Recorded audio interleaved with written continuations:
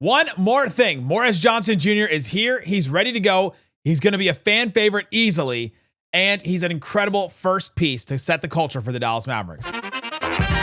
Welcome. You're still locked on to the Dallas Mavericks, your team every day. My name is Nick Angstadt, hosting this show alongside Isaac Harris, the One More Thing King. We went to his introductory press conference today, not Isaac's, Morez Johnson Jr.'s, and we learned a lot about him, or at least I did. I got to hear about a bunch of different things about his past, about his what he thinks about himself as a basketball player, about his relationship with Cooper Flagg, a bunch of different things like that. We'll play some clips on this one, and we'll just talk about his introductory press conference that happened today. And I want to start here because Morez Johnson Jr. got to share who he was and say, hey, this is who I am. This is who the Dallas Mavericks are getting. And this is who the fans are getting. And these are words that he used to describe himself. I say my motor is unbelievable, competitive, guard 1 through 5, physical, want to win, being able to switch, being able to guard more than one position, competitor, guy that wants to win, do whatever it takes to win, very versatile on both ends of the floor, rebound very well, great teammate, pressuring the ball, forcing a lot of turnovers and getting deflections. I don't think I showed everyone how I can put the ball on the floor. I didn't need to at Michigan. I had a very good team and just continue to expand my range. Those are things that he wants to be able to do. He didn't play basketball growing up until about 6th grade. Started playing basketball in 6th or 7th grade. That's when I set a goal that I had a dream to, come to the NBA, play in the NBA, and it felt like I was able to accomplish it. Probably my sophomore year, he said, going into junior year. He was talking to, a coach at Illinois, and they were, building me up and telling me that they see a future in me. And that's when he realized that his NBA dream that had basically just gone, like 7th grade to sophomore year. It's like a 4-year period. He went from picking up a basketball to realizing he could make the NBA. Incredible. An incredible leap right there was something that I learned today. But in just all the things that Morez Johnson Jr. described his game as is an incredible culture-setting piece for the Dallas Mavericks. You've got Cooper Flagg. You've got the number one. Now you got to get all the supporting cast pieces around him. And you weren't going to get a star player at that 9th pick, right? Those guys are gone probably in the 1 through 4 range. Even the next guards were going to be solid guards, but we're not necessarily going to be the all-star type guards. Maybe Acuff can get there. Maybe Keaton Wagler or Michael Brown in a few years. Maybe Flemings does it every once in a while. But you're going to get just a solid piece, and I think Morez Johnson Jr. is going to bring all those things that you want. The competitive, being able to rebound, being able to put the ball on the floor a little bit, being able to switch 1 through 5, guard multiple positions, be physical, competitive. You want that type of piece. Every team is looking for that type of physical presence. Every team is looking for that kind of defender. It just makes everything around you so much easier to do so many different things. And so let's play a couple clips. Let's play a couple clips. This first one is a couple questions back to back about what he sees he could be on the defensive end, especially playing with Cooper Flagg. And then the one after that. So the first one is from Noah Weber, our friend from Smoking Cuban. The next one is from Kevin Gray, our friend from DLLS, who asks, okay, well, what did Dusty see in you, and what did Dusty may see in your game, and what did he want you to learn and grow to the next level? Because I think both of these are connected. So let's hear from Morez. What kind of havoc do you think that you and Cooper can cause on the defensive end, and why are you excited about that pairing?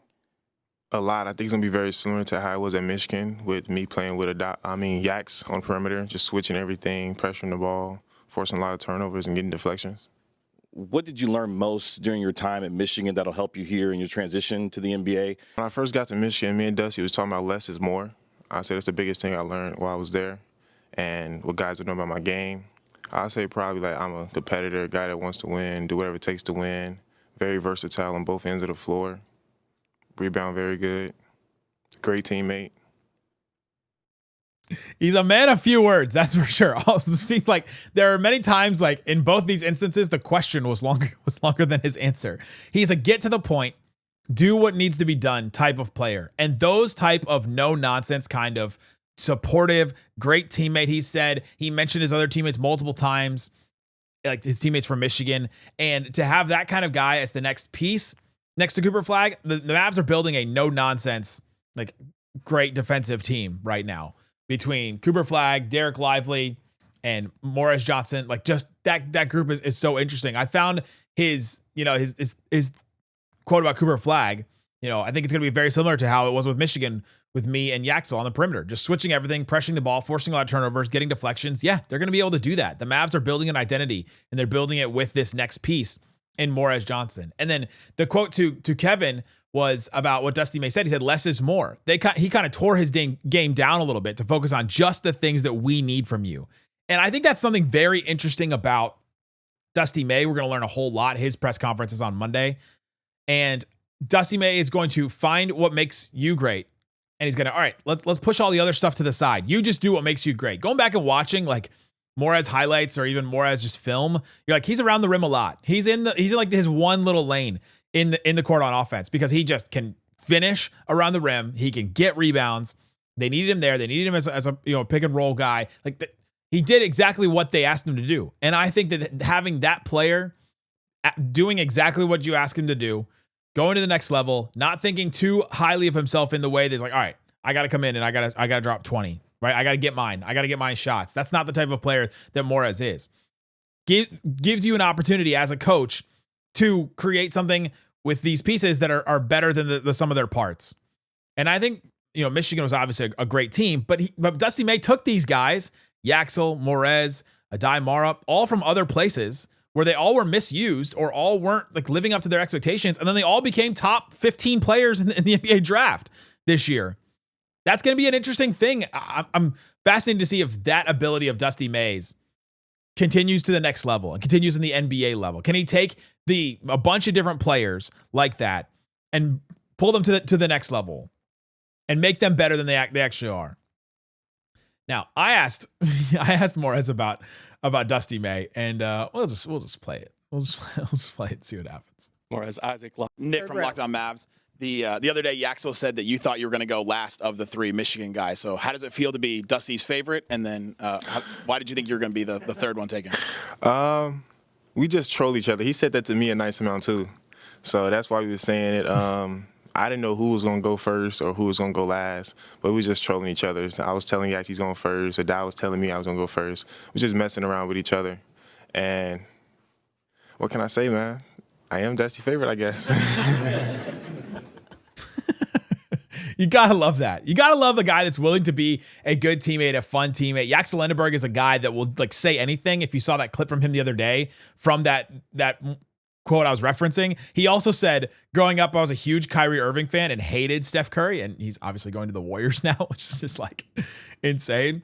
But the connection with Dusty May, I think, is huge, and I'm fascinated to see how Dusty takes Morez Johnson's game, his favorite of the Michigan guys apparently, and translates it to the NBA.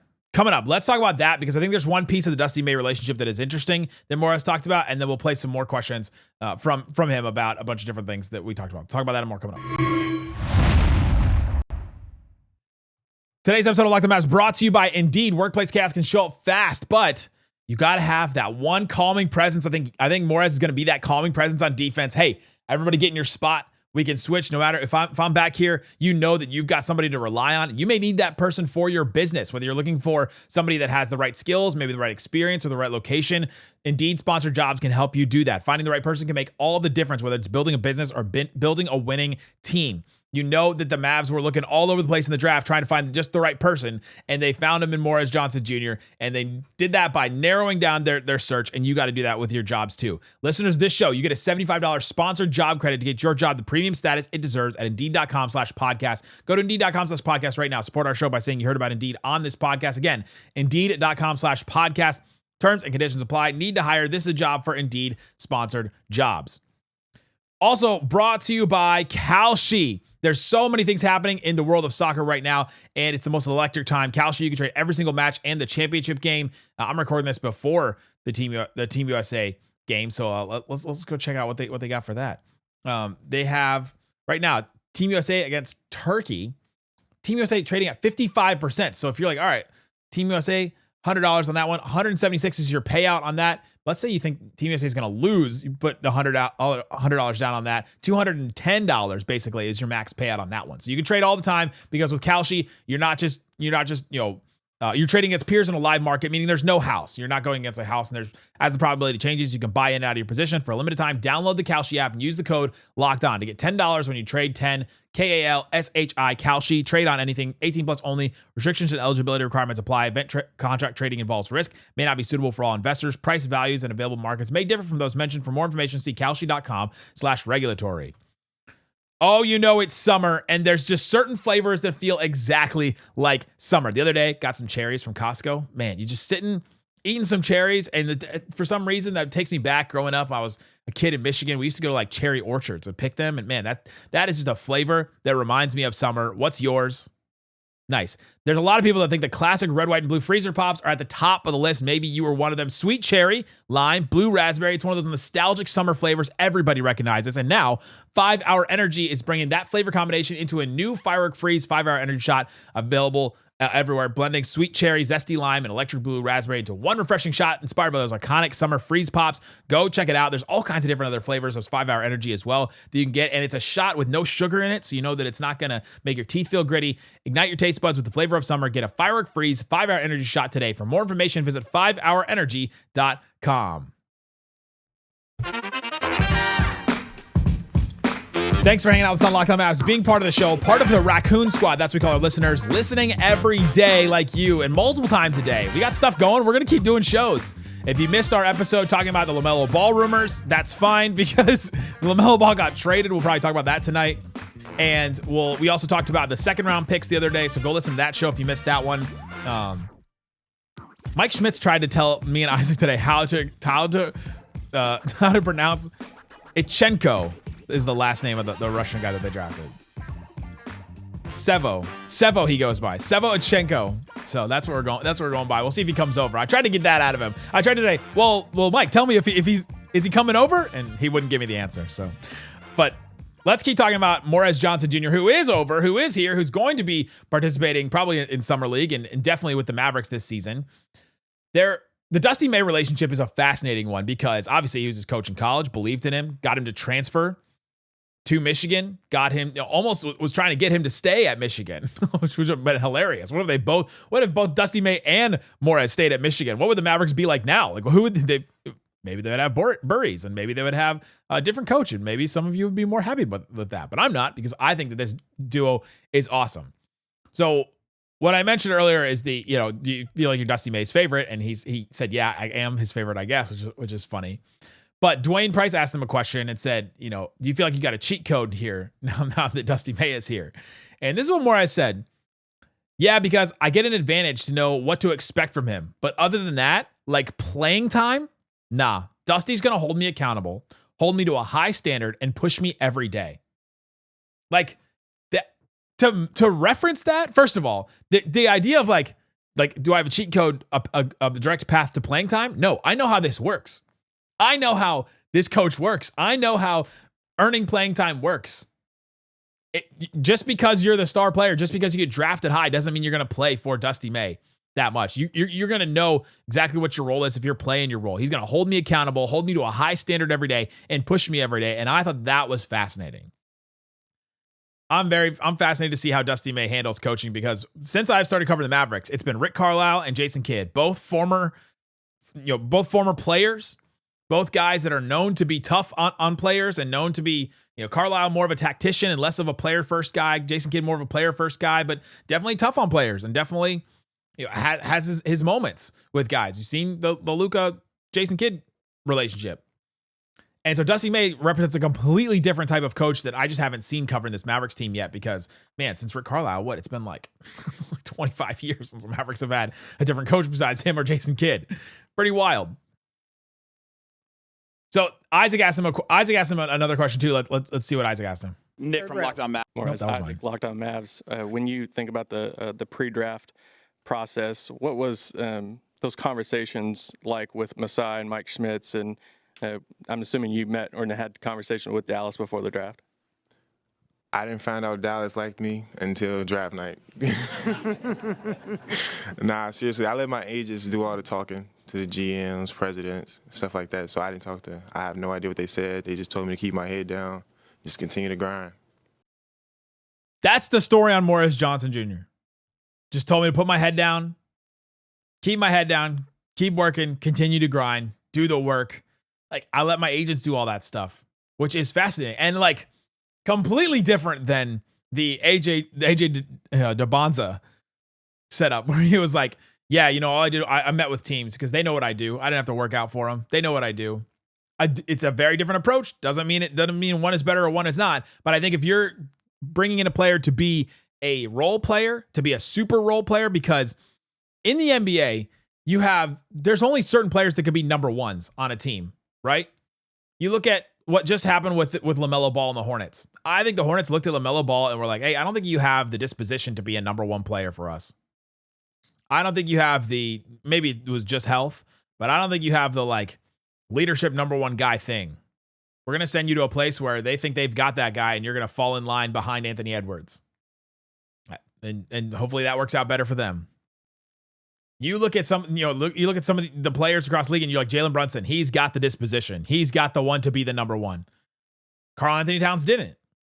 But Karl Anthony Towns was able to like humble himself in a way and do all the things necessary to get to that level and to win a championship. And he did. He was so incredible in that playoff run. Every game I would watch of him, I'd see something different than I hadn't seen from him for the rest of his career. And that's what it takes with these super role players. And that's what Morez Johnson Jr. is going to be. A super role player that does a whole lot of different things. And at any given night, like, all right, you got to take 10 shots tonight. All right, you take 2 shots tonight because there's only going to be 2 fast break points open, but you're going to stop 15 on the other end. And I think having that mentality in a player like this is positive. I liked the stuff that we heard about with, him and Dusty May. There's all kinds of different stuff. We'll talk about more with me and Isaac a little bit later tonight on the show when we talk about the LaMelo trade as well. We'll do all that. But that's Morez Johnson Jr. Let us know what you think in the comments below. Follow and subscribe to the text line. We got all kinds of stuff happening over there. We're sending stuff all the time, so subscribe to that. Thanks so much for hanging out with us on Locked On Mavs. Subscribe, like, and share wherever you're listening. Watching this, thanks so much for listening to Locked On Mavs. Peace out. Boom.